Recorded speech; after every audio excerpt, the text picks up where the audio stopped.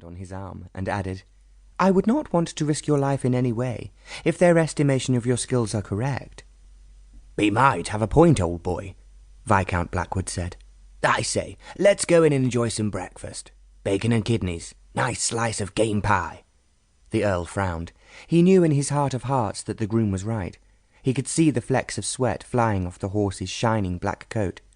But a challenge had been made, and he had never backed away from a challenge in all of his life, and he never would. Never. He pulled off his dark blue jacket and threw it on the ground. The muscles under his thin linen shirt rippled as he took the reins from Barker, and with one lithe leap was astride Demon. Within seconds, he had to admit he was in the wrong. The horse was still half broken, almost wild. He spun round, rearing, fighting, the lean legs gripping his sides. The Earl struggled to get the stallion's head under control, but the bridle was a lightweight one, used for exercising, not riding. He still might have succeeded, but suddenly, from out of the cottage next door to the stables, shot a little white puppy. Shrieking, it fled under the flashing hoofs to the safety of the stable beyond, and after it came John Barker's little daughter.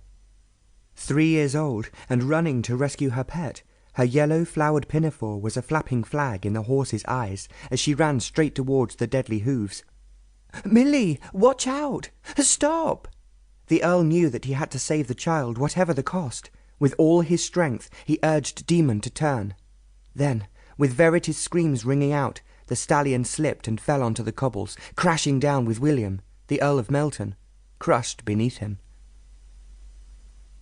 Drawn by 4 smart bay horses, the dark green Donnington carriage moved swiftly through the quiet streets of London. It was 5 in the morning, and by that time Lady Rosanna Donnington had, she felt, regained her composure. Her breath no longer came in little gasps, and the shaking in her hands had almost ceased. She leant back wearily, her blonde hair shining like spun sugar against the dark upholstery. Rosanna loosened the jacket of her amber travelling suit, her fingers trembling slightly as they fought with the little bone buttons.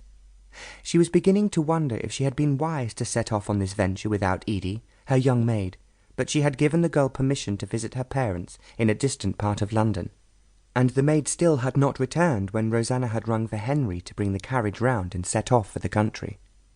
Rosanna had left her a note, instructing her to travel to Donnington Hall as soon as she returned. She was lucky that Edie could read. Rosanna's own dear mamma had taught her. Lady Donnington had believed that everyone should be able to study the Bible and write their own name in a fair hand. When the young girl Edie had arrived at the London house to serve as a scullery maid, Lady Donnington was determined that she should learn the basics of the English language. Rosanna bit her lip and gazed out into the dark sky. Only the occasional flicker of a candle or oil lamp from an upper window broke through the shadows of the city streets. She knew that travelling alone at night was not how a lady should behave in any circumstances, but she felt she had been given no choice. All of this upset, all this grief has been caused by one man, Sir Walter Fenwick, Rosanna thought angrily. How I hate him! She had been deeply disturbed this evening at a fashionable party, where Sir Walter, whom she had known only slightly but for some time, had amazingly asked her to marry him. Rosanna had never for one moment thought of such a possibility, and the shock combined with a sense of being trapped by this man had sent her running from the party, oblivious of how it appeared to her hostess. Now she realized that she should have stayed, and courteously made Sir Walter understand that, although she was honoured by his kind offer, it was not only a surprise, but that she was not prepared to consider marriage to anyone for the time being. She needed time for quiet reflection, following her mother's death. Sir Walter Fenwick had found her on her own in the gardens, admiring the fountain that cascaded charmingly into a lily pond, where small golden fish glided between the pink flowers. He had pressed a glass of chilled champagne into her hand, and standing far too close, he had said, "I suggest that we marry very soon, Lady Rosanna. We will be extremely happy together, my dear. We like the same things. I know you love the country, and so do I.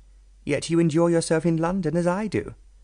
Ignoring her stunned expression, he continued, "I will make you very happy, Lady Rosanna. We will entertain and be the toast of the countryside. I have great plans for developing the delightful gardens at the house you have inherited, and I long to try out my horses on the racecourse your uncle built."